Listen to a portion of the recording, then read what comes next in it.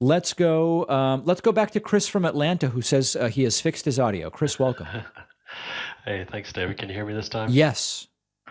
Wonderful, wonderful. Well, yeah, I was just sitting here, watching election results and everything, and was kind of thinking about the Stacey Abrams race, and wanted to get your take on it as far as, maybe where you think uh, her campaign failed, if you're that familiar with it, and if you could maybe compare and contrast, say, her campaign to similar one like Beto O'Rourke, kind of similar matches there going up against incumbent Republicans, and Yeah. I kind of mean, listen, where they failed and where they did well. I don't know that Abrams failed per se. I think there were a bunch of different things going on.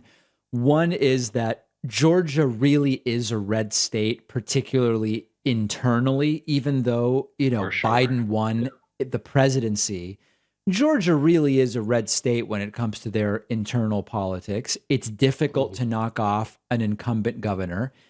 Kemp, to some degree, resisted Trump's urges to overturn the election in 20. So not only did you have, I mean, listen, none of the Trump people were going to vote for Stacey Abrams. And then Right. in addition, you have Republicans who may not have been big on Trump, who probably saw Kemp as like, hey, you know what? He's one of the good Republicans. Trump asked him for Mhm. 11,000 votes and he didn't do it. So that helped him a little bit. And I think it was mostly that. I mean, I think Stacey Abrams is a great candidate. Now you could say, well, Stacey Abrams is black. Was there racism? Was race a factor? She lost by a lot, So of course you Right. can't ever eliminate that as a factor. But I think it's more sort of like the status quo of Georgia internal politics. Right. I mean, race and gender aside, I mean that's a big hump to overcome in the first place. But from my perspective, in Georgia, and watching the media and everything like that, is from my perspective, she didn't quite fight hard enough and wasn't vocal and out there in the news cycle enough.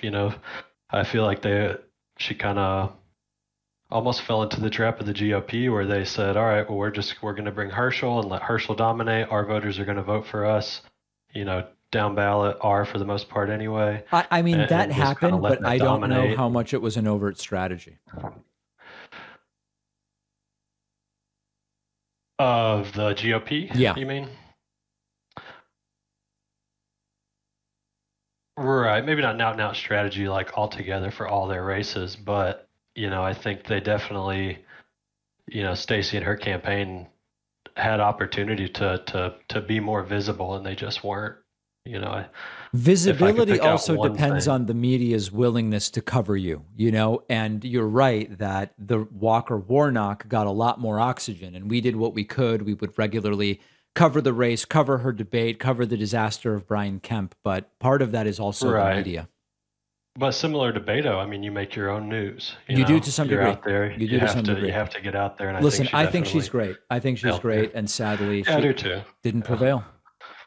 Yep. Same. All right, my friend Chris from Atlanta, great to hear from you. Great to hear from everybody who I was able to speak to today. We're going to take a quick break, and I promise you, we are going to take calls again.